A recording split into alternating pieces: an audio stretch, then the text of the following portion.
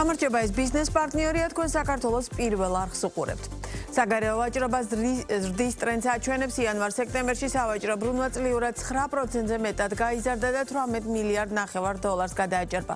გაზრდილია ექსპორტის და იმპორტის. მთლიანი სავაჭრო ბრუნვიდან ექსპორტი 5 მილიარდზე მეტია. მაჩვენებელი თითქმის 8%-ით არის გაზრდილი.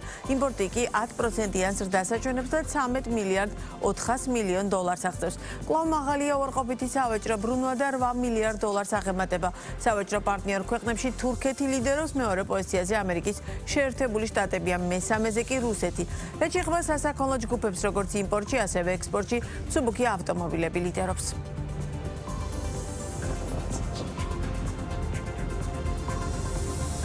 საქართველოდან აზოტოვანი სასუქების ექსპორტი გაიზარდა იანვარ-სექტემბერში ამ პროდუქტის ექსპორტიდან ქვეყანამ 90 მილიონ ნახევარი დოლარი მიიღო, რაც თითქმის 11%-ით გაზრდილი მაჩვენებელია. გასული წლის ანალოგიურ პერიოდთან შედარებით საქართველოში წარმოებული აზოტოვანი სასუქი მსოფლიოს 20-მდე ბაზარზე გადის. მთლიანი ექსპორტის 20% რუმინეთზე მოდის, მეორე პოზიციაზე ესპანეთია, მესამეზე კი ინდოეთი. იანვარ-სექტემბერში ყველაზე დიდი რაოდენობით აზოტოვანი სასუქის ექსპორტი ივნისში განხორციელდა და 15 მილიონ 577,000 დოლარს მიაღწია. თუმცა აგვისტო-სექტემბერში მაჩვენებელი მნიშვნელოვნად არის შემცირებული. განსხვავებული მდგომარეობა ფეროშენადნობების ბაზარზე. რთული 2024 წლის შემდეგ სექტორში კრიზისი კვლავ გრძელდება. იანვარ-სექტემბერში საქართველოსთვის ამ მნიშვნელოვანი პროდუქციის ექსპორტი 153 მილიონ დოლარამდე, წინა წლის ანალოგიურ პერიოდთან შედარებით თითქმის 33%-იანი კლებაა ამ შემთხვევაში. თუმცა ფეროშენადნობების საექსპორტო კალათაში კვლავინდებურად წამყვან ათეულში რჩება. ძირითად საექსპორტო ბაზრებს შორის კი იტალია, თურქეთი და ამერიკის შეერთებული შტატებია.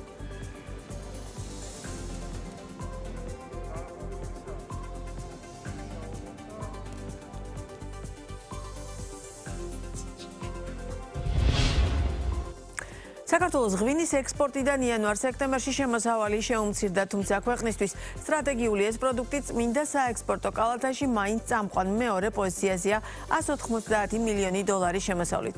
ქართული ღვინო წარმატებით იყიდება ათეულობით ქვეყანაში და მნიშვნელოვან შემოსავალს ქმნის ქვეყნის ეკონომიკისთვის, თუმცა არანაკლებ მნიშვნელოვანია ის, რომ ხარისხიანი ქართული ღვინო ხელმისაწვდომი და მოთხოვნადი იყოს ადგილობრივ ბაზარზე. სწორედ ამიტომ იზრდება იმ კომპანიათა რაოდენობაც, რომლებიც ადგილობრივ ბაზარზე რეალიზაციო არეალს აფართოებენ.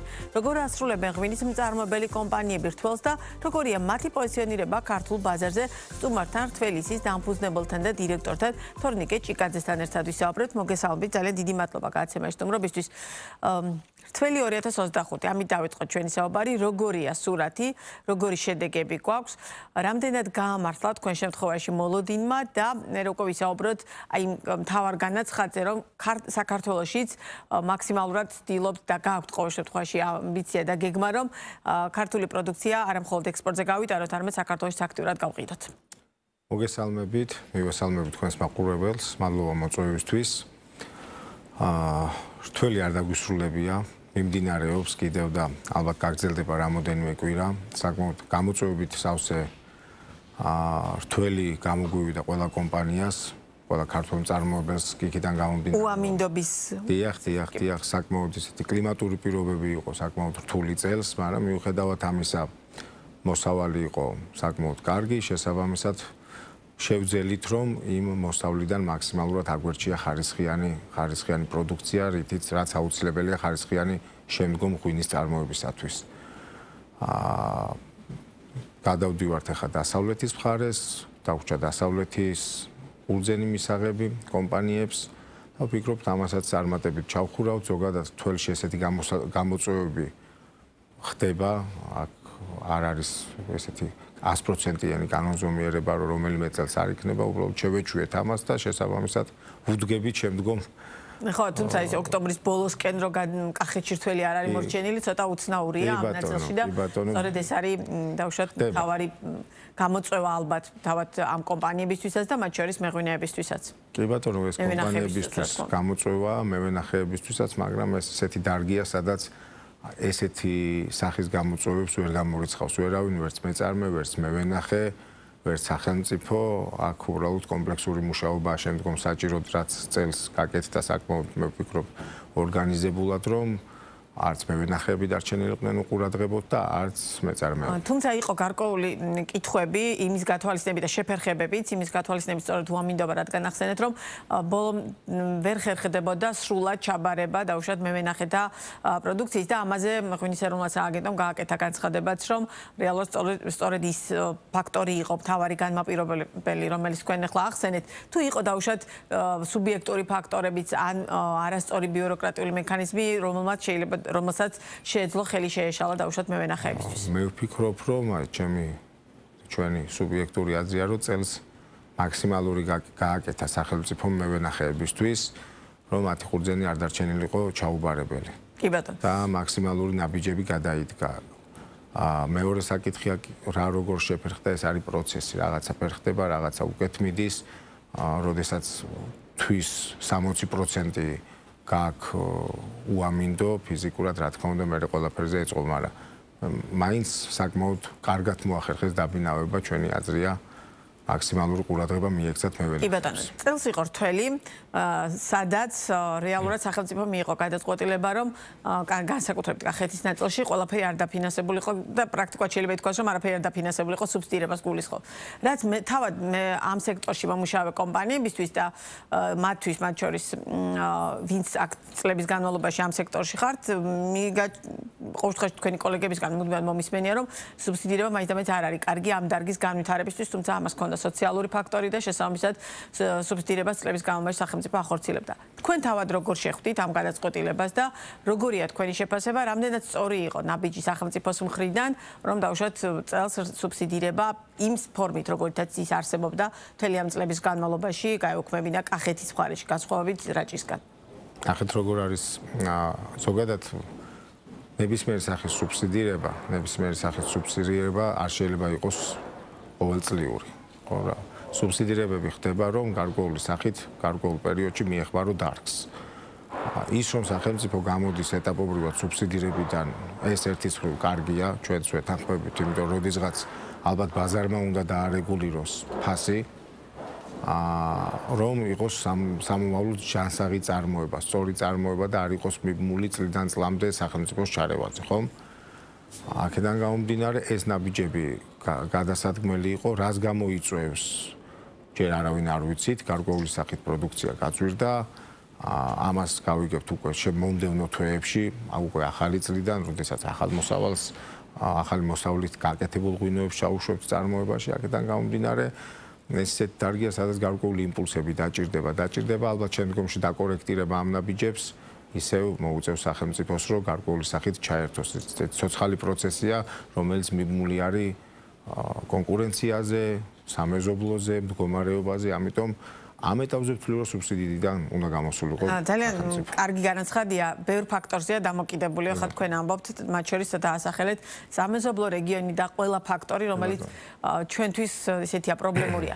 იმის გათვალისწინებით, რომ წლების განმავლობაში ქართული ღვინის პროდუქციისთვის გასახების ბაზარი ძირითადად იყო პოსტსაბჭოთა ქვეყნები და აქედან ძირითადად რუსეთი, წლების განმავლობაში იყო უკრაინას, თუმცა რუსეთ-უკრაინის ომმა უკრაინა ჩვენთვის პრაქტიკულად დააკეტა ამ ნაწილში, თუმცა თლიანობაში ქართული ღვინის ხარისხი რამდენად გაიზარდა, მეღვინეები და ამ სექტორში მომუშავე ადამიანები რამდენად მიხვდით, რომ რეალურად მხოლოდ ერთ ბაზარზე ან მხოლოდ ამ სეგმენტზე ჩამოკიდება არ იყო სწორი და მოახდინეთ თუ არა თავად მაგალითად თქვენი კომპანიის შემთხვევაში ბაზრის დივერსიფიცირება და რა არის მთავარი საექსპორტო, რომელია თქვენთვის მთავარი საექსპორტო ბაზრები და რამდენად სწორი პოზიციონირება აქვს საქართველოს როგორც სახელმწიფოს აი ამ მიმართულებით და თავად კერძო სექტორს კომპანიებს.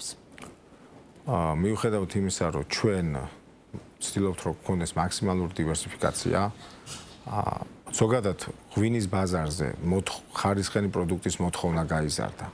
სოფლიო ღვინის ბაზარზე. აქედან გამომდინარე, თუ არ აყევი ამ ტენდენციას, ერთ დღეს არ იქნები მოთხოვნადი. ის, რომ ქართული ღვინის ცნობადობა სოფლიო ბაზარზე იზრდება, ეს ფაქტია და ამაში ყველა ძალიან დიდი როლი მიუძღვის და ალბათ კიდევ ბევრად მეტია გასაკეთებელი და აქაც კომპლექსური სამუშაოებია ჩასატარებელი, როგორც წარმოებლებისგან, ისე სახელმწიფოსგან, რაც ალბათ წლიდან წლამდე იზრდება და კეთდება და ამის არ დანახვა შეიძლება, რა თქმა უნდა, მაგრამ ამას სჭირდება დრო. ვერ ააშენებ 10 და 15 და 20 წელში მსოფლიო ღვინის ბაზარზე ვერ გაიტან ვერ გახდით ცნობაც იმ კონკურენციაში, როცა იქ ბევრი აცლეული სხვა ქვეყნები ლიდერობდნენ, ხომ? რაც შეეხება პოსტსაბჭოთა ქვეყნებს, სადაც ქართული ღვინო ყოველთვის უფრო წარმატებით იყიდებოდა, ესეც ბუნებრივად მიმაჩნია უბრალოდ იმიტომ, რომ სამეზობლოში ღვინოს უფრო მარტივად ყიდი ბევრი ფაქტორიდან გამომდინარე. ცნობადობიდან, ლოჯისტიკური თვალსაზრისით და ცნობადობიდან და ასე შემდეგ. ჩვენაც შეგვეხება, ჩვენ პრინციპში ჩვენ ვართ კომპანია, რომელიც აქტიურ ექსპორტზე არის უკვე მეოთხე წელია და ამ პერიოდში შევძელით ის, რომ დაახლოებით ვართ 20 ქვეყანაში. ჩვენი მთავარი საექსპორტო ბაზარი არის აზია.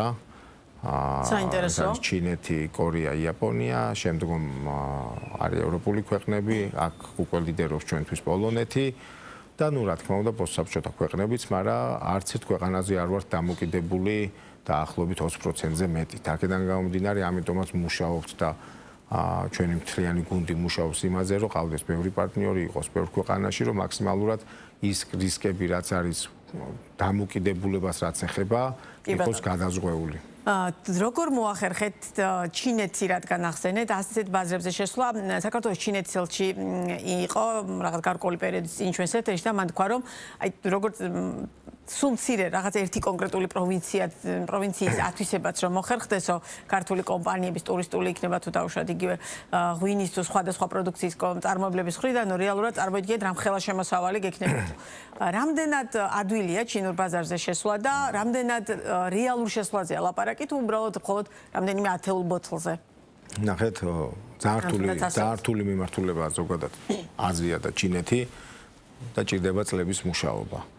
იმისთვის, რომ ჩვენ აქ გარკვეული ნაბიჯები გადაგვედგა ამ ბაზარზე, საკმაოდ ისეთი მძლავრი გუნდი თანამშრომლების, საექსპორტო ჯგუფის მუშაობს ამაზე, გვაქვს ხშირი ვიზიტები ამ ქვეყანაში, აქაც გვყავს ბევრი პარტნიორი რეგიონების მიხედვით და ზოგადად დასტაბილება სჭირდება იქ ყველაზე მეტი დრო. რა თქმა უნდა, პოტენციალი არის ძალიან დიდი, შეუფასებელი პოტენციალია ჩვენი აზრით, აქედან გამომდინარე, სულ ვცდილობთ მოვიძიოთ ახალი, სულ ვცდილობთ გავაკეთოთ ახალი ჩვენი შესაძლებლობების ფარგლებში, რა თქმა უნდა. აქვს ქართულ ღვინოს პერსპექტივა ასეთ ბაზრებზე? მე ვფიქრობ, რომ საკმაოდ დიდი პერსპექტივა აქვს, იმიტომ რომ არის საკმაოდ დიდი ქვეყანა, იმიტომ რომ ამ ქვეყანაში ღვინო მიღებადი პროდუქტია, საქართველოს მიღებადი ქვეყანაა, აქედან გამომდინარე პერსპექტივა ძალიან დიდია. კი ბატონო, და ჩვენი საუბრის ბოლოს მაღაზია, რომლის გახსნაც არის თქვენს ერთ-ერთი პრიორიტეტი.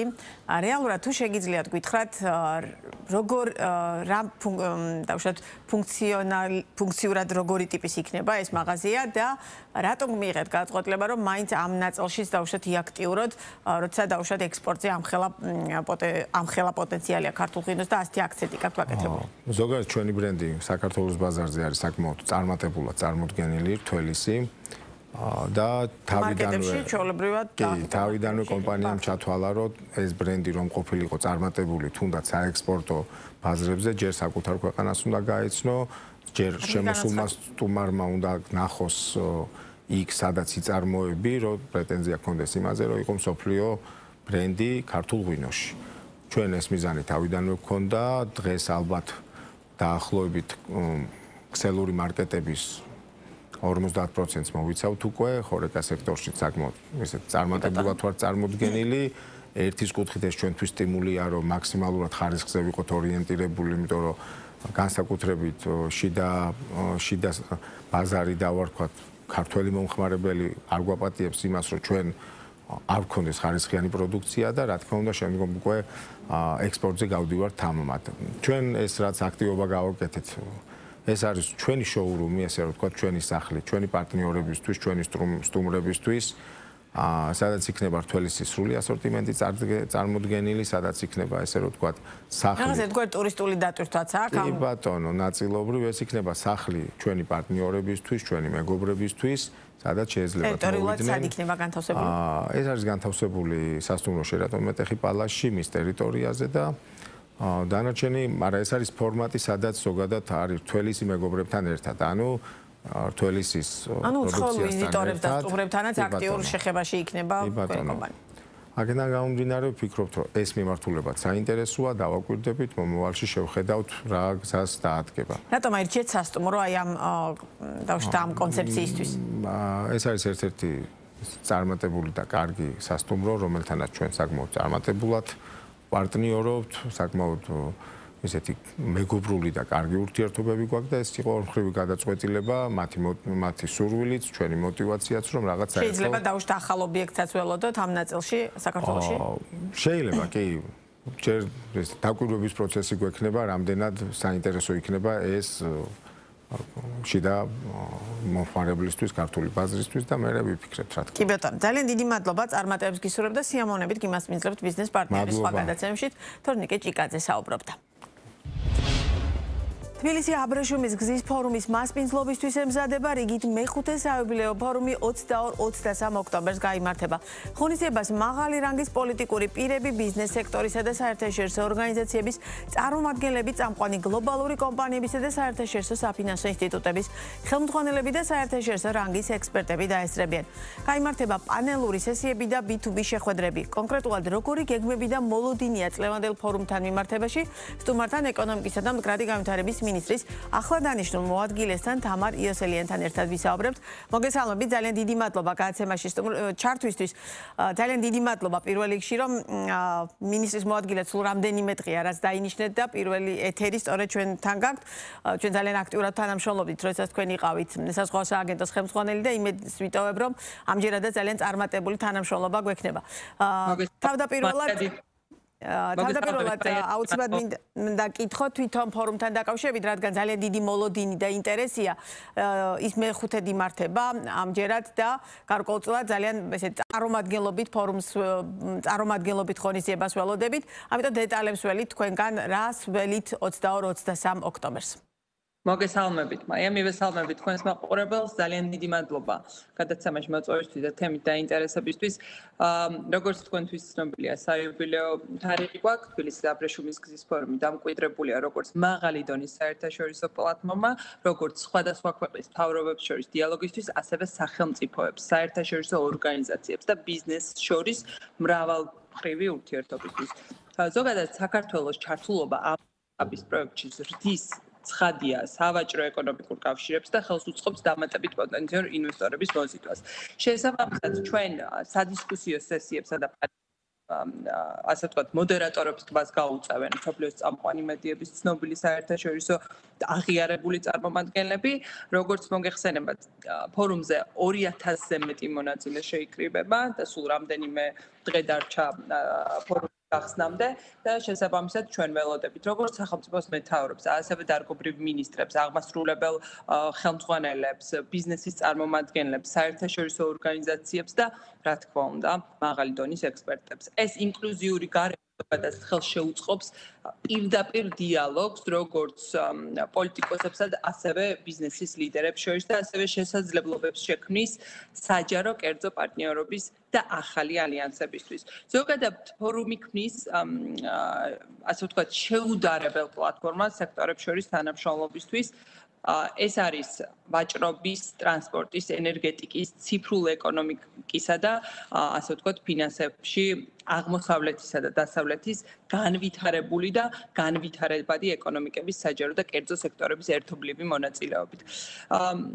აბრეშუმის გზის ფორუმში და მის ფარგლებში ასე ვთქვათ შემდგარი დისკუსიები და ამეთანხმებით, რომ უწყობს ხელს როგორც პარტნიორობას, უფრო მდგრად და დივერსიფიცირებულ გლობალურ დაკავშირებადობას შესაბამის არქიტექტურას და რომელსაც ასევე შეუძლია გაუძლოს გეოპოლიტიკურ გაურკვევლობებს და შეუწყოს როგორც მდგრად განვითარებას, ასევე სტაბილურობას. შუა დერეფანი ერთ-ერთი ყველაზე ისეთი განხილვადი თემაა ყოველთვის, როდესაც ამ ფორუმზე საუბრობ და შესაბამისად იმის გათვალისწინებით, რომ საქართველოს აქვს ამბიცია, რომ შუა დერეფნის არეალში იყოს ერთ-ერთი მთავარი და წამყვანი სახელმწიფო და თქვენ როგორც სამინისტროში ტრანსპორტის მიმართულების კურატორს, სწორედ ამის გათვალისწინებით მინდა ვიკითხო, რა მდგომარეობა გვაქვს ეხა, რა ტენდენციებია და რა შესაძლებლობები აქვს საქართველოს შუა დერეფნის მიმართულებით, რომ მაქსიმალური სარგებელი მივიღოთ და ფორუმზე ეს თემა ბუნებრივია იქნება განხილვისაგანი და რა მიმართულებებით იქნება წარმოდგენილი?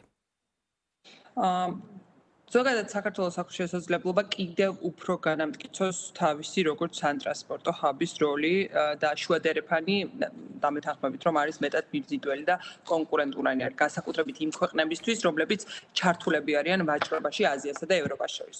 ზოგადად საქართველოს მნიშვნელოვანი ინვესტიციები ჩადო ინფრასტრუქტურის მოდერნიზაციაში ბოლო წლებში და ეფექტური სავაჭრო მარშრუტების ხელშეწყობაში.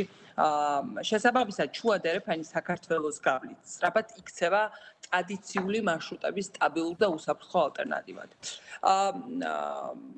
რა თქმა უნდა, როგორც აღმოსავლეთ დასავლეთის ერთ-ერთი უმოკლესი და ყველაზე სანდო დამაკავშირებელი სატრანსპორტო დერეფანი. გადაზიდვების დრო და ფასი სხვა ასპექტებთან ერთად, როგორც არის უსაფრთხოება და გადაზიდვების სანდოობა, გადამწყვეტ როლს ასრულებს სატრანსპორტო მარშრუტების შერჩევის პროცესში და ამ მხრივ შუადერეფანს გააჩნია გარკვეული უპირატესობები. შესაბამისად, პირველ რიგში აღსანიშნავია გეოგრაფიული ფაქტორი. და ჩვენი დერეფანი გადის მნიშვნელოვან ეკონომიკურ რეგიონზე და უზრუნველყოფს კავშირებს სხვადასხვა ბაზრებთან, ეს არის ცენტრალური აზია, სამხრეთ კავკასია, თურქეთი, სამხრეთ აღმოსავლეთ ევროპა და ჩინეთი. შესაბამისად, სატრანსპორტო კავშირების გაუმჯობესებით შესაძლებელია რომ კიდევ უფრო გავაფართოვოთ ბაზრებთან წყლობადობის არეალი. აქედან გამომდინარე, გარდა ამისა, შუადერეფანი წარმოადგენს ერთ-ერთ ყველაზე მოკლე მარშრუტს, როგორც აქამდე აღვნიშნე, ევროპასა და აზიას შორის და შესაბამისად ასე ვთქვათ, თვითონ ფორუმის ერთ-ერთი მიზანია შუადერეფნის ეფექტურობის გაძლიერება. და მისი მთავარი, ასე ვთქვათ, აღმოსავლეთ დასავლეთის სატრანზიტო მარშრუტის როგორც რეგიონისთვის სიცოცხლის უნარიანი სატრანსპორტო დამაკავშირებელი გზის სიმძლავრეების ეფექტურობის გაუმჯობესება. აქ უნდა აღვნიშნოს, რომ ტრანსკასპიური საერთაშორისო სატრანსპორტო მარშრუტის ასოციაციის მონაცემებით 2024 წელს შუადერეფნით დაახლოებით 3,3 მილიონი ტონა ტვირთი გადაიზიდა. რაც წინა წლის მაჩვენებელთან შედარებით 20%-ზე მეტი, ასე ვთქვათ, მატება გვაქვს ამ მიმართულებით. ამასთან ასევე უნდა აღვნიშნოთ, რომ 2024 წელს რეკორდული მაჩვენებელს მიაღწია შუადერეფნით საქართველოს ჩინეთს შორის სარკინიგზო მულტიმოდალურმა გადაზიდვებმა. აქედან გამომდინარე, ჩვენ ვფიქრობთ, რომ ამ მიმართულებით ჩვენ ძალიან ასე ვთქვათ, კარგი განვითარება გვაქვს და ეს ფორუმიც ხელს შეუწყობს, რომ ამ მსგავს დისკუსიებში ჩავერთოთ და შესაბამისად კარგი შედეგებით გზავნოთ. თვითონ სექტორში, მაგალითად ტრანსპორტის მიმართულებით, რა ტიპის ძირითადი გამოწვევებია, რომელზე მუშაობას მოგიწევთ, ან უკვე გიწევთ და შესაბამისად რა ტენდენციები გვაქვს დღეს, ანუ რა მიმართულებით არის დღეს ყველაზე დიდ წილად სამუშაო ამ ნაწილში? როგორც აქამდე აღვნიშნე, ასე ვთქვათ, ჩვენთვის საქართველოს ტრანსპორტისა და ლოგისტიკის სფერო ბოლო წლებში მნიშვნელოვნად განვითარდა და განსაკუთრებით ქვეყნის გეოგრაფიული მდებარეობის გათვალისწინებით. აქედან გამომდინარე, საქართველოს ტრანსპორტისა და ლოგისტიკის დარგის წინაშე არსებული ერთ-ერთი მთავარი გამოწვევა შეგვიძლია დავასახულოთ თანამედროვე ინფრასტრუქტურის განვითარება და შესაბამისად საინფორმაციო საკომუნიკაციო ტექნოლოგიების დანერგვა. ამ მნიშვნელოვანი პროგრესი იქნა მიღწეული ბოლო წლებში. შეგვიძლია მაგალითად მოვიყვანოთ რკინიგზის მოდერნიზაცია, რაც დაკავშირებულია საქართველოში არსებული სარკინიგზო ხაზის შესაძლებლობების გამტარუნარიანობის თითქმის გაორმაგებასთან. ასევე უნდა აღვნიშნოთ ბაქო-თბილისი-ყარსის საქართველოს სარკინიგზო მონაკვეთის დასრულება. ასევე ჩქაროსნული მაგისტრალის ფაქტიურად 70%-ზე მეტი დასრულებულია და მიმდინარეობს. ასე ვთქვათ, დაფარვა აღნიშნული პროექტის და ასევე რაც ძალიან ყველაზე მნიშვნელოვანია რომ აღნიშნოს არის საუკუნის პროექტის ანაკეის ღრმაწყლოვანი ნავსადგურის განვითარება, რასაც შესაბამისად, ასე ვთქვათ, სახელმწიფოს კონტრიბუციით ეხლა იქ სამუშაოები ხორციელდება. აქტიურად ასევე მიმდინარეობს თანამედროვე ტექნოლოგიების დანერგვა, კერძოდ წინა წლის შემოდგომიდან ჩვენ ნავსადგურებში ოპერირება დაიწყო საზღვაო ერთი ფანჯრის სისტემა, რაც ხელს უწყობს გემების დროულ და ეფექტიან მომსახურებას და ინფორმაციის დამუშავებას ჩვენს ნავსადგურებში. ასევე რკინიგზის კუთხით, ასე ვთქვათ, ხორციელდება სატრანსპორტო დოკუმენტების გაციფრულების პროექტი, რაც მიზნად ისახავს სატრანსპორტო პროცედურების გამარტივებას. და შესაბამისად ასევე ძალიან მნიშვნელოვანია ჩვენი ხედვა ზოგადად ტრანსპორტის სფეროს მიმართულებით და 2023 წელს როგორც მოგეხსენებათ დამტკიცა ტრანსპორტის ლოგისტიკის ეროვნული სტრატეგია 2023-2030, რომელიც 2025-26 წლების სამოქმედო გეგმასაც ასე ვთქვათ მოიცავს და ეხლა დავამტკიცეს და შესაბამისად ეს სტრატეგია მოიცავს გრძელვადიან ხედვას ჩვენი მიზნების ამოცანების კუთხით, როგორც რეგიონულ სატრანსპორტო, ასევე ლოგისტიკურ ჰაბად ჩამოყალიბების ხელშეწყობის მიზნით. გარკვეულწილად თქვენ ახსენეთ ის მიმართულებები, რომელზეც რეალურად მოგიწევთ მუშაობა, თუმცა მაინც ჩვენი საუბრის ბოლოს მინდა ვიკითხო, როგორც მინისტრის მოადგილეს, რომელსაც ტრანსპორტისა და ლოჯისტიკის მიმართულება გაბარიათ, თავარი ნომერ პირველი გასაკეთებელი რა მიგაჩნიათ ახლა რომ უნდა დაიდგას ნაბიჯები, ყველა ის სფერო, რომელიც თქვენ ახლა ჩამოთვალეთ, არის ძალიან კომპლექსური, ძალიან ესეთი ფართო სასაუბრო და შესაბამისად მე იმედი გვაქვს რომ ჩვენ გვექნება შესაძლებლობა ამ თემებზე უფრო დეტალურად სხვა გადაცემებში ვისაუბროთ, თუმცა თავარი და პირველი დასაწყისისთვის გასაკეთებელი და გადასადგმელი ნაბიჯები რა არის თქვენი შეფასებით? აუცილებლად მაია ჩვენ ნამდვილად გვექნება დრო იმისათვის რომ დეტალურად გავიაროთ ზოგადად ტრანსპორტის სფეროში არსებული გამოწვევები თუ ჩვენი დაგეგმილი ღონისძიებები. ჩემი როგორც საქართველოში ტრანსპორტისა და ლოგისტიკის სფეროს განვითარებაზე პასუხისმგებელი მინისტრის მოადგილის პრიორიტეტები სულ ჩამოგითვლით რამოდენიმეს, ასე ვთქვათ, ეხლა ზოგადად არის სატრანსპორტო ინფრასტრუქტურის განვითარება, შესაბამისი საგზაო ქსელის დახვეწა, ქვეყნის შიგნით და რა თქმა უნდა საერთაშორისო კავშირების თვალსაზრისითაც ეს იქნება ნავსადგურები, აეროპორტები, ისევე როგორც ახალი ლოგისტიკური ცენტრების განვითარება, ქვეყნის ტრანზიტული ფუნქციის გაძლიერება, შესაბამისად სატრანსპორტო უსაფრთხოებისა და ხარისხის სტანდარტების დანერგვა და რაც მთავარია, ჩვენსა და ევროკავშირის შორის დადებული ასოცირების ხელშეკრულებით ნაკისრი ვალდებულებების შესრულება, ეს იქნება შესაბამისი რეგულაციების თუ დირექტივების დანერგვა და დაახლოება, რეგიონული კავშირების გაძლიერება და აქ ნამდვილად დიდ ყურადღებას დავუთმობთ ჩვენ ნავსადგურებში არსებულ სერვისებს, მათ შორის საბორნე მიმოსვლის გაძლიერებას, გაციფრულება, ინოვაციების დანერგვა, მწვანე ტრანსპორტი და მდგრადი განვითარება. ძალიან დიდი მადლობა წარმატებებს გისურვებთ და გელოდებით უკვე ბუნებრივია ბიზნეს პარტნიორის გადაცემებში სტუმრად. თამარ იოსელიანი იყო ბიზნეს პარტნიორის პირდაპირ ეთერის სტუმარი. საქართველოში გაფართოებული ურთიერთჩანაცვლების მომსახურების ეგრეთ წოდებული პირინგის ბაზარი მცირე და საშუალო ოპერატორებისთვის შემზღუდველია, ხოლო ინტერნეტის ურთიერთჩანაცვლების წერტილის განვითარების პროცესი შეფერხებული. ამის შესახებ კომუნიკაციების კომისიის მიერ ჩატარებულ კვლევაშია საუბარი. კვლევაში მონაწილე ექსპერტების დასკვნით ბაზარზე არსებული გამოწვევები ხელს უშლის მომხმარებლებისთვის ხარისხიანი ინტერნეტის კონკურენტულ ფასად მიწოდებას და ადგილობრივი ციფრული ეკოსისტემის განვითარებას, ხოლო მათი აღმოფხვრა ხელშეუწყობს საქართველოს როგორც ციფრული ჰაბის პოტენციალის რეალიზებას. მათივე რეკომენდაციით მნიშვნელოვანია ფიქსირებული ინტერნეტ მომსახურების საცალო და საბუთებო ბაზრებზე კონკურენციის გაძლიერება. კვლევის შედეგად დავადგინეთ, რომ პირინგის ბაზარზე არსებული მდგომარეობა მცირე და საშუალო ოპერატორებისთვის შემზღუდველია და ისინი მოკლებულნი არიან შესაძლებლობას ხელსაყრელი პირობებით ჩაერთონ დიდ ოპერატორებს და ჰქონდეთ საქართველოში განთავსებულ რესურსებთან წვდომა. აღნიშნულ ბაზარზე არასტანდარტული და არაგამჭირველი პრაქტიკა გამოვლინდა, რაც ევროპულს ეწინააღმდეგება. დიდ ოპერატორებს არ აქვთ ინტერესი მცირე და საშუალო ოპერატორებთან ურთიერთობაში შევიდნენ, რადგან ზოგი მათგანი თავად არის გლობალური ინტერნეტ კავშირის საბუთუმო წვდომის მიმწოდებელი. ზოგი კი ამ გზით საცალო ბაზარზე მცირე და საშუალო კონკურენციის შესვლისა და გაფართოების ბარიერს ქმნის. რეკომენდაცია არის გაწეული, რომ სასაზღვრო ინფრასტრუქტურას და უპენეტმა განავითაროს, რაც შემდგომში ადგილობრივ ოპერატორებს დაერთების საშუალებით მისცემს შესაძლებლობას, რომ ალტერნატიული მარშრუტები ქონდეთ საერთაშორისო ურთიერთჩართვების მისაღებად. რეკომენდაცია იყო, რომ დაერთებაში მოხდეს სახელმწიფო სექტორის მხრიდან ჩართვა, რაც წაახალისებს, რომ ეს ნეიტრალური ინტერნეტ გაცვლის წერტილი გახდეს უფრო მიმზიდველი, შესაბამისად ლოკალურთან ერთად შემოვიდნენ შემდგომ რეგიონალური და გლობალური მოთამაშეები. ასეთი სეგმენტებია ძალიან პრობლემური. დღეს არსებითი დარჩენილი ღია საკითხებია, რომელიც ამოვიდა მოგვარებული პრობლემების გამოწვევების შედეგად და მეორე ექსპერტები ყავს ძალიან მძიმეწონიანი და ძალიან ისეთი გამოსთი, რაც ორმაგად საინტერესო ხდება ამ კვლევას. შესაბამისად ის პრობლემები გამოწვევები და ოქტაბრის პროსტორი იქნება, რომელიც არის IP ტრანზიტზე საერთაშორისო მიმართულებით შიდაზე და კეშ სერვერებთან დაკავშირებით იმედი გვაქვს, რომ მალე მოგვარდება ამ კვლევის შედეგად. კონკურენციის ოქტომბერი კიბერდანაშაულთან ბრძოლის საერთაშორისო თვეა. შავი პარასკევის მოახლოებასთან ერთად გაიზარდა თაღლითური სქემების რაოდენობა სოციალურ ქსელში.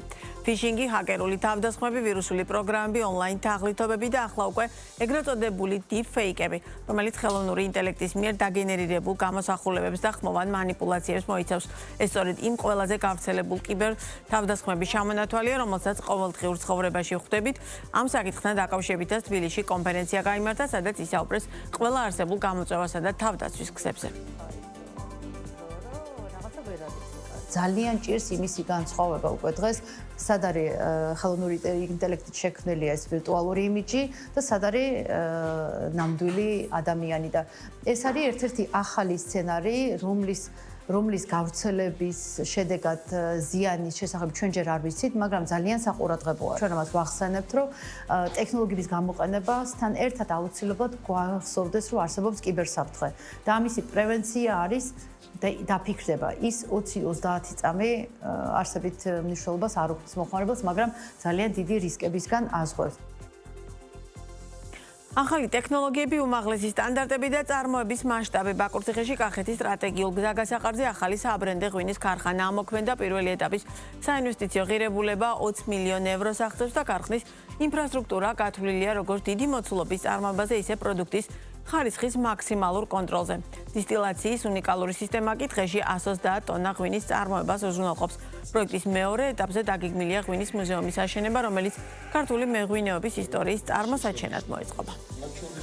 რა თქმა უნდა, ყველა ახალი საწარმო ძალიან მნიშვნელოვანია ჩვენი დარგისთვის, ვაზისა და ღვინისთვის, ქართული ვაზისა და ღვინისთვის და ფიქრობ, რომ მსგავსი ინვესტიციები კიდევ უფრო წინ წაიყვანს ქართულ მეღვინეობა მევენახეობას, კიდევ უფრო გაუთქვავს სახელს და მნიშვნელოვანია ამ მხრივ როგორც ღვინის, ასევე სხვა ყურძნისეული წარმოშობის პირდიანი სასმელების, როგორც არის ბრენდი, ჭაჭა, მათი ხარისხი, მაღალი ხარისხი და მათი წარმატება საერთაშორისო ბაზრებზე, რასაც კიდევ ერთხელ მსგავსი ინვესტიციები და მსგავსი თანამედროვე ქარხნები ემსახურება. ყოველთვის იყო ხოლმე რაღაც თხოვნა გლეხებისგან, რომ აი ამ ლოკაციაში როგორღაც გაჩენილიყო საინტერესო საწარმო. ჩვენ აბსოლუტურად გავხსენით ის დიდი არეალი, სადაც შეგვიძლია რომ ბევრი ყურძენი გადაამუშავოს ამ საწარმო. რაც შეეხება ჩვენ გეგმებს იზრდება კომპანია, ძალიან ბევრი საინტერესო ამბავი ხდება. აქ კიდევ დაემატება, რომ გაკეთდება მუზეუმი, ძალიან ინტერაქტიული 3D ფორმატით და ძალიან ბევრ საინტერესო ინფორმაციას მიცემს ნებისმიერ ტურისტს. იქნება რესტორანიც და დასაძველებელი მარანიც. საქართველოს ტყის ეკოსისტემა შენარჩუნება და დაცვა. გარემოს დაცვისა და სოფლის მეურნეობის სამინისტრო ახალ საინფორმაციო კამპანიას იწყებს. მიზანი მოსახლეობის ცნობიერების ამაღლება, ეკოსისტემური სერვისების და უკანონო ჭრებთან დაკავშირებული რისკების გაცნობაა. რა აქტივობები იგეგმება კამპანიის ფარგლებში და როგორ შეცვალა რეალობა მიმდინარე წელს ხე-ტყის უკანონო ჭრასთან დაკავშირებით მიღებულმა საკანონმდებლო ცვლილებებმა თემაზე ვცლად სტუმართან ეროვნული სატყეო სააგენტოს უფროსის მოადგილესთან დავით დამენიასთან ერთად ვისაუბრებთ. მოგესალმებით, ძალიან დიდი მადლობა გადაცემაში სტუმრობისთვის. თავდაპირველად დავიწყოთ ბოლო ნაწილით, ჩემი შესავალი ნაწილის ბოლო ნაწილი ეთმობოდა იმ ახალ საკანონმდებლო ცვლილებებს და რეგულაციებს, რომელმაც გაამკაცრა ხე-ტყის უკანონო ჭრასთან დაკავშირებული რეგულაციები. შესაბამისად, საინტერესოა, როგორი სურათი მივიღეთ და რამდენად რეალურად იმუშავა აი ამ გადაწყვეტილებამ. მოგესალმებით თქვენს მაყურებელს. უნდა აღნიშნოს, რომ მიმდინარე წლის მაისის თვეში განხორციელდა რიგი საკანონმდებლო ცვლილებები, რომლებიც ეხებოდა უშუალოდ ხე-ტყის უკანონო ჭრას და უკანონო ტრანსპორტირების წესების დარღვევას. ამ შემთხვევაში საკანონმდებლო ცვლილებების შედეგად გაიზარდა, ის ვთქვათ, სანქციების მოცულობა. ფინანსური სანქციები 2000 ლარამდე არის დაწესებული უკანონო ჭრის ფაქტების გამოვლენის შემთხვევაში, ხოლო თუ კი განმეორებითობის შემთხვევაში აქამდე იყო სამართლებრივი რეგულაცია, რომელიც თვალისწინდა ასევე ფინანსურ სანქციას 5000 ლარამდე ოდენობით, აღნიშნული ცვლილების შემდგომ უკვე სისხლის სამართლებრივი პასუხისმგებლობაც კი შეიძლება დადგეს იმ სამართალდამცავი პირის მიმართ, ვინც ჩაიდენს უკანონო ჭრის ფაქტს ან მოახდენს უკანონო ტრანსპორტირებას ამ შემთხვევაში მერქნული რესურსის. შესაბამისად, ამის შემდგომ უკვე მოლოდინი გვაქვს იმის, რომ ჩვენი თანამოქალაქეები უფრო მეტად ფრთხილად იქნებიან აღნიშნულ საკითხთან დაკავშირებით და ნებსი და უნებლივად არ დაარღვევენ შესაბამისად სამართლებრივ ჩარჩოს აღნიშნული მიმართულებით. თვითონ სტატისტიკა როგორია, დაუშვათ სურათი როგორი გვაქვს, როგორი იყო მანამდე და როგორია დღეს და როდესაც დაუშვათ ამ მიმართულებით გარკვეულწილად ემუშავებოდით კერძო სექტორს, რამდენად იაზრებდნენ, რამ ხელა მნიშვნელობა აქვს, აი დაუშვათ ამ გადაწყვეტილების ცხოვრებაში სწორად აღსრულებას. მადლობა, ძალიან საინტერესო შეკითხვა. სტატისტიკასაც შეეხება 9 თვის სტატისტიკური მონაცემი შემიძლია გაგაცნოთ, რომელიც ეროვნულ სატყეო სააგენტომმა გამოავლინა თავისი სამუშაო ტერიტორიის ფარგლებში.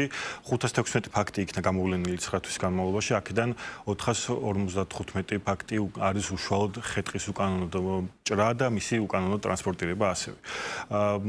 რაც შეეხება უკვე ცვლილების შემდგომ პერიოდს, აქ უკვე შეინიშნება, რა თქმა უნდა, ძალიან მცირე პერიოდია გასული ცვლილების შემოღების შემდგომ, მაგრამ შეინიშნება უკვე კლების ტენდენცია, ან სულ მინიმუმ არ ფიქსირდება ზრდა მაინც. ამავდროულად ჩვენ კარგად გვესმის გარემოსდაცვისა და სოფლის მეურნეობის სამინისტროში, რომ სანქციის შემოღება ეს არ არის ერთჯერადი აქტი და ეს აისახება ასევე მოქალაქეებზე და ამას აუცილებლად თან დაახლდეს საინფორმაციო კამპანია და ამისთვის მინდა რომ კიდევ ერთხელ მადლობა გადაუხადო მედიას თქვენი სახით რომ აქტიურად ინტერესდებით ამ მიმართულებით რათა ჩვენ მოქალაქეებს გავაცნოთ ის რისკები რაც შეიძლება მათ დაუდგეს მათი ქმედებით ნებსით ან უნებლივად შეიძლება მათ სამართალდარღვევის აქტი ჩაედინონ და შესაბამისად დადგეს მათი ადმინისტრაციულ სამართლებრივი ან სისხლის სამართლებრივი პასუხისმგებლობა რაც ნამდვილად არ არის გარემოსდაცვისა და სოფლის მეურნეობის სამინისტროს თვითმიზანი პირიქით ჩვენი მთავარი მიზანია და ამოსავალი წერტილი რომ მოუფრთხილდეთ ჩვენს გარემოს და იმ უნიკალურ რესურსს რასაც სახელმწიფო ტყე ქვია. კი ბატონო, შეეხება საინფორმაციო კამპანიას, რა ტიპის კამპანიაა დაგეგმილი? მე სულ ხომ განცდა რომ ეს ამ ტიპის ღონისძიებები, კამპანიები არ იყოს უბრალოდ რაღაც კონკრეტული შეხვედრები და ამით დამთავრდეს და რეალური შედეგებზე იყოს გათვლილი. რამდენად ფიქრობთ რომ ჯერ რა ტიპის კამპანიაა და მე რამდენად ფიქრობთ რომ იმუშავებს და დაუშვათ შედეგიანი იქნება ეს კამპანიები? დიახ, პირველ რიგში აღნიშნული კამპანია ნამდვილად არ უნდა იყოს იმ ერთჯერადობის მატარებელი, რაც თქვენ იგულისხმეს. ეს უნდა იყოს მუდმივ რეჟიმში და ამას ჩვენ ნამდვილად აგვეხმარება ის, რომ ეროვნულ სატყეო სააგენტოს აქვს თავისი წარმომადგენლობები ყველა რეგიონში საქართველოს მასშტაბით და ყავს ისეთი თანამშრომლები, რომლებიც არიან მეტყევები და მუდმივი კონტაქტი და კომუნიკაცია აქვს მოსახლეობასთან. თუმცა ეს საინფორმაციო შეხვედრები, რა თქმა უნდა, ასევე მოიცავს როგორც საველეს გასვლებს, ეს ვთქვათ მოქალაქეებთან ადგილობრივ შეხვედრებს, გარემოსდაცვის ზედამხედველობის დეპარტამენტის და სხვა შესაბამისი უწყებების ჩართულობით, ასევე TV, სოციალური და სხვა საინფორმაციო საშუალებების გამოყენებით და როგორც აღნიშნე, ეს არ შემოფარგლება მხოლოდ ერთჯერადად ამ ინფორმაციის გავრცელებით, არამედ მუდმივ რეჟიმში, როცა კი ჩვენს მოქალაქეებს ექნებათ კომუნიკაცია სატყეო სააგენტოს თანამშრომლებთან, ისინი მუდმივად ჩააყენებენ შესაბამის ცვლილებების შესახებ საქმის კურსში ჩვენს თანამოქალაქეებს. რეალურად ამის საჭიროება რამ დაგანახათ, რომ ასეთი აქტიური კამპანიები გაგემართეთ და თან ამას არ ქონდა ერთჯერადი ხასიათი. რა კონკრეტულმა შემთხვევამ სიტუაციებმა თუ საერთო ჯამში რის საფუძველზე მიხვედით იმ გადაწყვეტილებამდე, რომ ამ ტიპის საინფორმაციო კამპანიები არის მნიშვნელოვანი და საჭირო? პირველ რიგში უნდა ითქვას, რომ მიუხედავად გარემოსდაცვისა და სოფლის მეურნეობის სამინისტროს და მისი შემადგენელი უწყებების არაერთი მცდელობისა, უკანონო ჭრის ფაქტები, რა თქმა უნდა, ჯერ კიდევ გვაქვს ქვეყანაში. ჩვენ კარგად ვხვდებით ამის მიზეზს, ეს არის, ასე ვთქვათ, ის მემკვიდრეობა, რომელიც 90-იან წლებიდან მოყვება, ასე ვთქვათ, ამ დარგს, როცა ტყე იყო გადარჩენის რესურსი, რათა მოსახლეობა ზამთარში არ გაყინულიყო და მათ სათბობის შეშა ჰქონდათ. ეს პრაქტიკა წლების განმავლობაში ინერციით მიდიოდა, ასე ვთქვათ, მაგრამ ეხლა უკვე გვაქვს ისეთი პერიოდი, როცა აღარ დგას ასეთი საჭიროება, ვინაიდან ენერგო დეფიციტი აღარ არის ჩვენს ქვეყანაში და შესაბამისად გვაქვს ისეთი პერიოდი, როცა შეგვიძლია რეალურად ტყეზე ვიზრუნოთ, მოვლაღდგინის ღონისძიებები განვახორციელოთ და ასე შემდეგ. თუმცა ამის პარალელურად ამ უკანონო ჭრის ფაქტების ამ სტატისტიკამ, რომელიც დღის მდგომარეობით გვაქვს სახეზე, დაგვანახა ის საჭიროება, რომ საჭირო მოსახლეობასთან კიდევ დამატებითი კომუნიკაცია. აღსანიშნავია, რომ სხვადასხვა საინფორმაციო კამპანიის ფარგლებში ჩვენ ვმუშაობთ ძალიან აქტიურად ახალგაზრდებთანაც, რომლებიც ძალიან კარგად ჩაერთვნენ ამ პროცესებში და ისინი არიან ერთ-ერთი მთავარი მოტივატორებიც კი ჩვენთვის შეიძლება ითქვას, ვინაიდან ისინი მოუწოდებენ კიდეც როგორც მათ თანატოლებს, ასევე უფროს თაობასაც, რომ მაქსიმალურად მოუფრთხილდნენ გარემოს. სწორედ ამ მიზეზების საფუძველზე გადავწყვიტეთ, რომ უფრო გაგვიფართოვებინათ ჩვენი საინფორმაციო კამპანია და მაქსიმალურად მივწვდომოდით ყველა ჩვენს თანამოქალაქეს. ძალიან დიდი მადლობა საინტერესო საუბრისთვის, წარმატებებს გისურვებთ და იმედი ვიქონიათ, რომ ეს კამპანია იქნება ნამდვილად შედეგიანი და თან არაერთჯერადი, რომ რეალური შედეგი ნახოთ უკანონო ჭრების მინიმუმამდე დაყვანასთან მიმართებაში. მადლობა თქვენ. საქართველოს მსოფლიოს ერთ-ერთი ყველაზე პრესტიჟული ღვინის კონკურსისთვის ემზადება. ეს არის ღონისძიება, რომელიც განსაზღვრავს გლობალურ სტანდარტებს ღვინის ინდუსტრიაში, სადაც გამარჯვება ბევრი მწარმოებლისთვის შესაძლებლობების ახალ ეტაპს ნიშნავს. ვნახოთ მაკა ქოჩლაძის ინტერვიუ ღვინის კონკურსის ჟიურის წევრთან სარა ებოთან, რომელიც ქართულ მეღვინეობაზე, ტრადიციებზე და ქართული პროდუქტის პოტენციალზე საუბრობს. მოგესალმები სარა, მადლობა რომ დრო გამონახეთ ჩვენთან სასაუბროდ. დასიამოვნოა, მადლობა მოწვევისთვის. მოდით საუბარი დავიწყოთ ღვინისა და ალკოჰოლური სასმელების კონკურსზე, რომელიც წელს ისევ ბრუნდება საქართველოში. თქვენი აზრით, რატომ არის მნიშვნელოვანი, რომ ასეთი პრესტიჟული ღონისძიება კვლავ აქ გაიმართოს? სამი მიზეზია. პირველ რიგში კონკურსის შედეგებს მყიდველები გაერთიანებულ სამეფოში და სხვა ბაზრებზე იყენებენ, რათა შეარჩიონ პოტენციური ახალი ქართული ღვინოები. მეორეც ეს კონკურსი აერთიანებს საერთაშორისო ჟიურის წევრებს, რომლებიც აფასებენ ღვინოებს და მესამეც ის ასევე აერთიანებს ქართველი ღვინის ექსპერტებს საერთაშორისო ექსპერტებთან, რაც ხელს უწყობს ურთიერთობების გაღრმავებასა და ცოდნის გაცვლას. როგორ დაეხმარა ეს კონკურსი საქართველოს საერთაშორისო რეპუტაციის გაძლიერებაში, როგორც მყიდველებს, ისე მწარმოებლებს შორის? მისი გავლენა უზარმაზარია, მაგალითად ჩვენ ვიყენებთ ოქროსა და ვერცხლის მედლის მფლობელ ღვინოებს ბრიტანეთში, ჩვენ სარეკლამო კამპანიებში, როცა ამ ღვინოებს ვუჩვენებთ მყიდველებს ან სომელიეებს, შეგვიძლია ვთქვათ, რომ ისინი აღიარებულია პროფესიონალების მიერ, რაც ხარისხის მიმართ ნდობას კიდევ უფრო ამყარებს. რა ხდის საქართველოში ღვინის შეფასების გამოცდილებას უნიკალურს სხვა ქვეყნებთან შედარებით? ეს ხომ საქართველოა ღვინისა და ღვინის კულტურის სამშობლო. როცა პირველად ჩამოვედი აქ, მომხიბლა იმ კულტურულმა სიღრმემ, რომელსაც ღვინო თქვენთვის ატარებს და ასევე იმ პროგრესმა, რომელიც ბოლო 20 წლის განმავლობაში მოხდა. რა თქმა უნდა, თქვენი ბუნება შესანიშნავია, ხალხი უჩვეულოდ სტუმართ მოყვარე, ხოლო საჭმელი საოცარი. როცა ჟიურის წევრები აქ ჩამოყვავს, მათ შორის ისეთი პროფესიონალები, რომლებიც მსოფლიოს ყველა კუთხეში ყოფილან, ამბობენ, რომ საქართველოში ღვინის აღმოჩენა განსაკუთრებულად ემოციური და შთამბეჭდავი გამოცდილებაა. თავად ღვინოებიც უნიკალურია. ჯიშების სრულიად განსხვავებულია და ხშირად ყველაზე გამოცდილი გემოს შემფასებლებიც კი აგემოვნებენ ღვინოებს, რომლებიც აქამდე არასდროს გაუსინჯავთ 20 ან 30 წლიანი კარიერის განმავლობაში. ეს ნამდვილად განსაკუთრებული და გამორჩეული გამოცდილებაა. თქვენ დიდი ხანია ყურადღებით აკვირდებით ქართული ღვინის გზას. როგორ ვითარდება მისი იდენტობა ტრადიციასა და თანამედროვე ინოვაციას შორის? არსებობს შესანიშნავი ციტატა ტრადიციების შესახებ. ტრადიცია არ არის ფერფლის თაყვანისცემა, არამედ ცეცხლის შენარჩუნება და ვფიქრობ, საქართველოში ახალი თაობა სწორედ ამ გზას მიყვება. ეს აისახება თავად ღვინოებშიც. ვხედავთ უფრო მრავალფეროვან ქარვისფერ ღვინოებს, უფრო ელეგანტურ და განსხვავებულ წითელ ღვინოს, ასევე ძალიან საინტერესო ნოვაციებს სპარკინგლისა და როზეს კატეგორიებში. საქართველოს ღვინის პატარა სამყაროა, სავსე სიმდიდრითა და შესაძლებლობებით და ვფიქრობ, ქართულ პროფესიონალებში მზარდი თავდაჯერებულობა და საერთაშორისო ხედვა მათ საშუალებას აძლევს სრულად გამოიყენონ ეს სიმდიდრე. ზოგადად, როგორ შეაფასებდით ქართულ ღვინოს, მის ტრადიციასა და გლობალურ პოტენციალს? ვფიქრობ, საქართველოს აქვს უდიდესი პოტენციალი. აღსანიშნავია ღვინის ეროვნული სააგენტოს მხარდაჭერა. მიმუშავია იტალიაში, ესპანეთში, თურქეთში, თუმცა ასეთი დონის ორგანიზებული მხარდაჭერა არსად მინახავს. ეს ქართული ღვინისთვის უზარმაზარი უპირატესობაა. მეორე მხრივ ვხედავ, რომ უფრო და უფრო მეტი მწარმოებელი ითვისებს სტრატეგიულ ბაზრებს. საქართველოში არსებობს ძლიერი, კარგად აღჭურვილი ბრენდები, რომლებიც სერიოზულად მუშაობენ ისეთ ბაზრებზე, როგორიცაა გაერთიანებული სამეფო, 3 და 5 წლიანი გეგმებით. ისინი ნამდვილ ელჩებად იქცნენ საქართველოსთვის. ამავდროულად უამრავი გამორჩეული მცირე მარანია, რომელიც ქმნის სუფთა, თავისებურ და ხასიათიან ღვინოებს. ასევე ჩნდება პროექტები, რომლებიც მიზნად ისახავს ქართული ღვინის პოზიციონირებას პრემიუმ კატეგორიაში. საერთო ჯამში ჩვენ ვხედავთ ქართული ღვინის კულტურის ახალდაბადებას. ყველაფერი შესაძლებელია და მე ნამდვილად მჯერა, რომ 20 წლის შემდეგ თუ მწარმოებლები გააგრძელებენ ხარისხზე მუშაობას და მარკეტინგში ინვესტირებას, საქართველოს შეძლებს იყოს ტოპ 10-ში ღვინის ექსპორტიორ ქვეყნებს შორის დიდ ბრიტანეთში, ევროპასა და ამერიკის შეერთებულ შტატებში.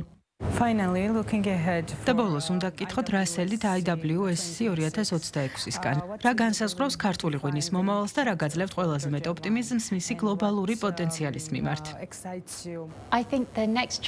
ვფიქრობ, ქართულ ღვინოს მრავალფეროვნების პერიოდი ელის. კახეთი რა თქმა უნდა შესანიშნავი რეგიონია, საოცარი ვენახებითა და მწარმოებლებით, მაგრამ ვიცით, რომ საქართველოს პოტენციალი ბევრად ფართოა. განსაკუთრებით საინტერესოა იმ რეგიონების გაღვივება, რომლებიც საბჭოთა წლებში ნაკლებად იყვნენ განვითარებულნი. წელს კონკურსი ბათუმში ჩატარდება. ახლა ხან დაუბრუნდი დასავლეთ საქართველოდან და აღფრთოვანებული დავჭი იქ წარმოქმნილი უნიკალური ცოცხალი ღვინოებით. დღეს საქართველოს უკვე შეუძლია შესთავაზოს მსოფლიოს როგორც აღმოსავლეთის მდიდარი ტანიანი ღვინოები, ისე დასავლეთის მსუბუქი ნაზი სტილის ნიმუშები. საქართველოს უპირატესობა არა მხოლოდ ამ საოცარ მრავალფეროვნებაშია, არამედ იმ სულიერებაში, პოეზიასა და კულტურულ მნიშვნელობაში, რომელსაც ღვინო აკატარებს.